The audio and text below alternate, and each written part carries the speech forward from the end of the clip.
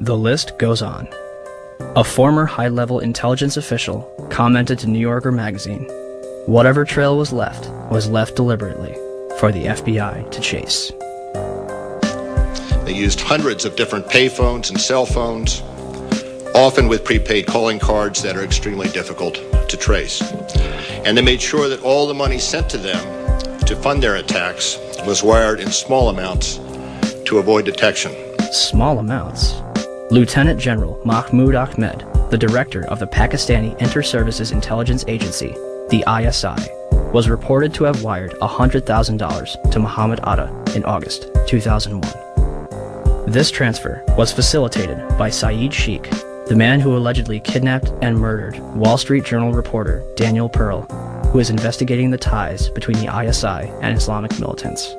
And the Pakistanis, of course, if you know your history, have only been a couple of degrees of separation away from the so-called Al-Qaeda hijackers.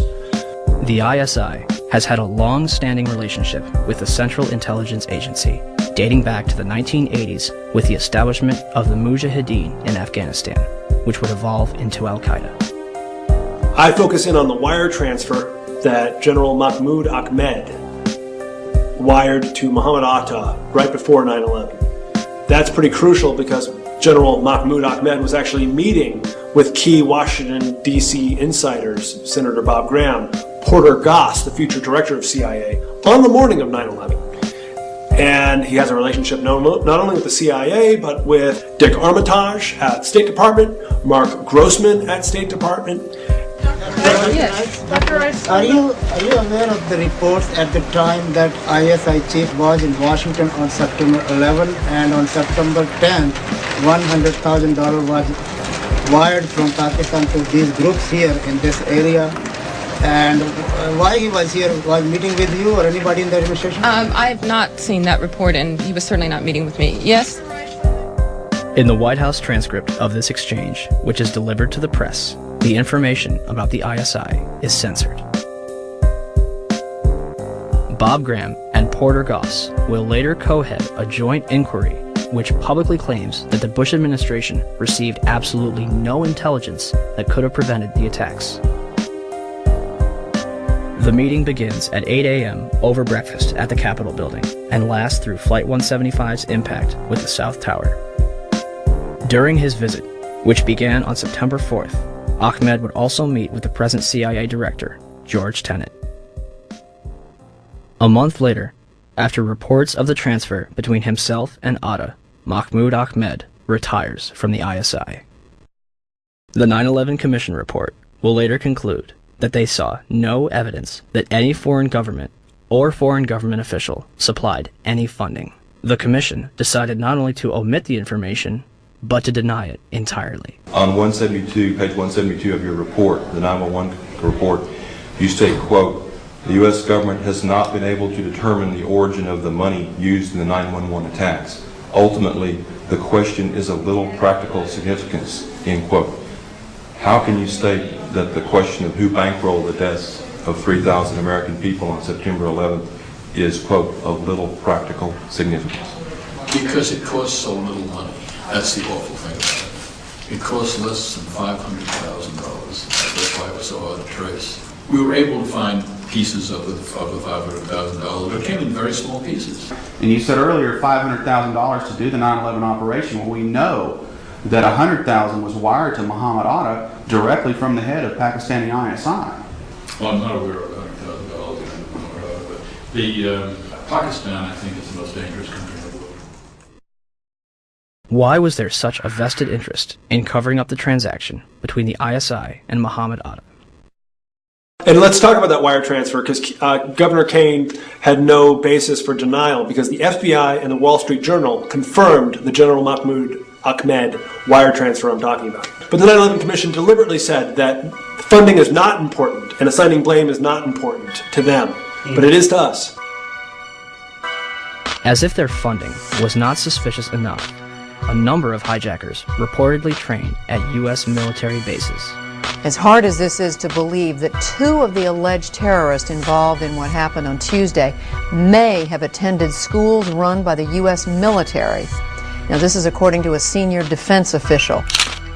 Ahmed Al-Nami, Ahmed Al-Ghamdi, and Saeed Al-Ghamdi listed their address on both driver's licenses and car registrations as the Naval Air Station in Pensacola, Florida. Muhammad Atta reportedly graduated from the U.S. International Office School at Maxwell Air Force Base in Alabama. In response to a Freedom of Information Act, Captain Jason Taylor confirmed that a Muhammad Atta trained there between 1998 and 1999, but did not verify if it was the same person. Abdulaziz Al-Amari attended Brooks Air Force Base in San Antonio, Texas. Saeed Al-Ghamdi and others attended the Defense Language Institute in Monterey, California, as confirmed by Lieutenant Colonel Steve Butler, Vice Chancellor for Student Affairs. American media ceases investigation when the Air Force says, "We are probably not talking about the same people." Two of the hijackers, Nawaf Al-Hazmi and Khalid Al-Madar, rented an apartment from and lived with an FBI informant. Curiously, a number of them were reported to still be alive after the attack. Finally, we were led to believe that the alleged hijackers were fundamentalist Muslims spending their final days preparing for paradise. Yet, in the week before the attacks, a number of them would drink, visit strip clubs, and solicit prostitutes. By all accounts, Atta and his cousin kept to themselves, except for last Thursday, at this bar in Hollywood, Florida. It's believed both men came in, drank heavily, and then refused to pay the bill. And the guy got very, very offended, and he said to me, "Oh, I can pay my bill. I'm an airline pilot." And I was like, okay. Mahed Maked is spotted several times at a porn shop. Hamza Al-Ghamdi ordered a porno in his hotel on September 10th. The mayor of Paterson, New Jersey, states that they are spotted more at go-go clubs than at mosques. Regardless of their actions, some of the hijackers' presence was known as early as 2000. What did we know? When did we know it? That's what some congressmen are asking now, and asking quite loudly. Did we know the year before 9/11 that one of the hijackers was a terrorist threat? Army Lieutenant Colonel Anthony Schaefer has gone public with his charge that Able Danger, a military intelligence project he worked with in 2000, identified Muhammad Atta, even pulled up his picture along with 3 other 9/11 hijackers as possible Al-Qaeda members. We found the identities of 4 of the 9/11 hijackers prior to 9/11. But he says beginning in September 2000, 3 meetings he set up with the FBI were each canceled by military lawyers. Schaefer also says he remembers telling then 9/11 Commission staff at a meeting in Afghanistan about Atta and what the intelligence unit found back in 2000. And he was surprised that it did not show up in the Commission's report. I'm told confidently by the person who did move the material over that the 9/11 Commission received 2 briefcase-size containers of documents. I can tell you for a fact that would not be 1/20th of the information that Able Danger consisted of during the time we spent. A 9/11 Commission spokesman said nothing they got from the Pentagon in early 2004 backed up Schaefer's claim, quote, "None of the documents turned over to the Commission mentioned Muhammad Atta or any of the other future hijackers." Where is it? Where's the beef? Where's the substance? Where is this mysterious chart that purportedly says that Atta was connected in some real way to these other hijackers? We'd love to see it. The company responsible for the chart, Orion Scientific Systems, would claim that only 2 charts were produced and that Atta was not present on either one. Throw them all out, John. These are all the charts. Spread them out. These are all Orion-produced charts. These charts were all done by the data mining efforts.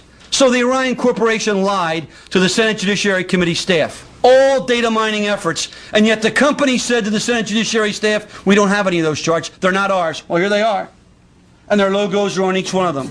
Well, Mr. Chairman, at least 2 of the 5 people that were going to appear today were threatened with removal of their security clearances if they continue to talk about this. This is going back. Are you at liberty to identify who those 2 are? I will to you. I'd rather do it privately since the Defense Department has chosen not to allow anyone to testify, but I will provide that information to the committee.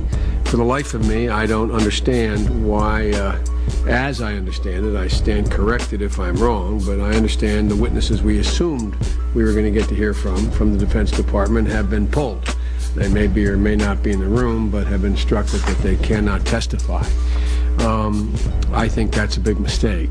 This is actually a chart of Al-Qaeda and the various cells around the world. Much of this data, most of it was obtained prior to 9/11 by the work of Abel Danger. As you see, there is an actual photograph of Muhammad Atta. What does that depict generally? It depicts the organizational and activity associations of Al-Qaeda operatives that were involved in 9/11 and related events.